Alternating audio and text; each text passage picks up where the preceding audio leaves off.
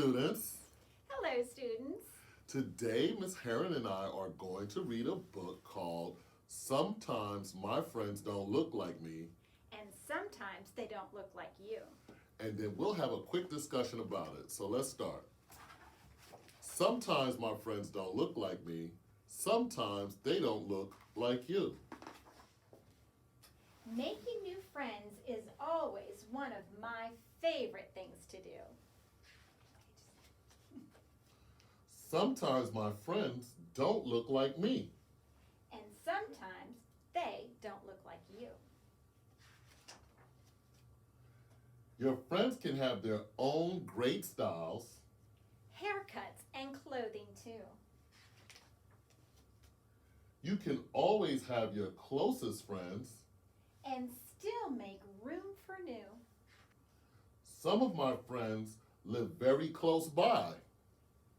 Some come from other places. Friends can come from around the world. And still have friendly faces.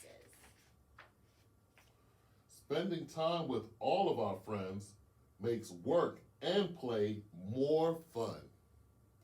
We'll show you how to meet our friends and show you how it's done. My friend who is sitting right over here, we met when I lost my sweater. She helped me to look around for it, then hugged me to make me feel better. My friend right here once helped me when I fell running to first base. She helped me to get up again. That got me right back in the race. Safe. Here he is, my new friend. I met him in the park. He told me that he liked my puppy, but was a bit afraid of his bark. Some of our friends are not able to run or walk when they play. Reading a book with a very good friend is a great way to spend the day. Sometimes it's not so easy. Sometimes you might feel shy. This friend and we first met when I smiled and just said hi. Your friends can often teach you the importance of being kind. The way to be good to each other and to not leave anyone behind. Making a friend can happen no matter where you might be. Making good friends, no matter what they look like, Helps to build a better me. So, Ms. Harron, what do you think is a good message that students here at Sarah Smith should learn from the book?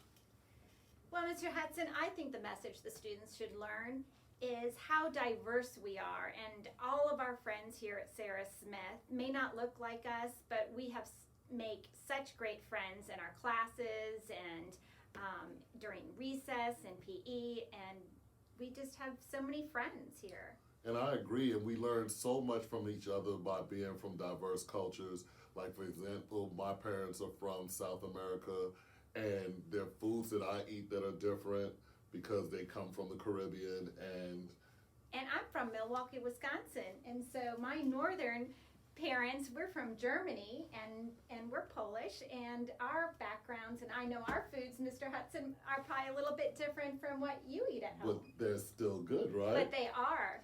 And you know, that's funny because we do have something in common. I just learned that your ancestors came from Germany and I lived in Germany. So you see how we can just learn things from each other and learn about each other and talk about similar cultures. It's not always about what's different, but also about what's similar as people. So, Mr. Hutson, where did you live growing up?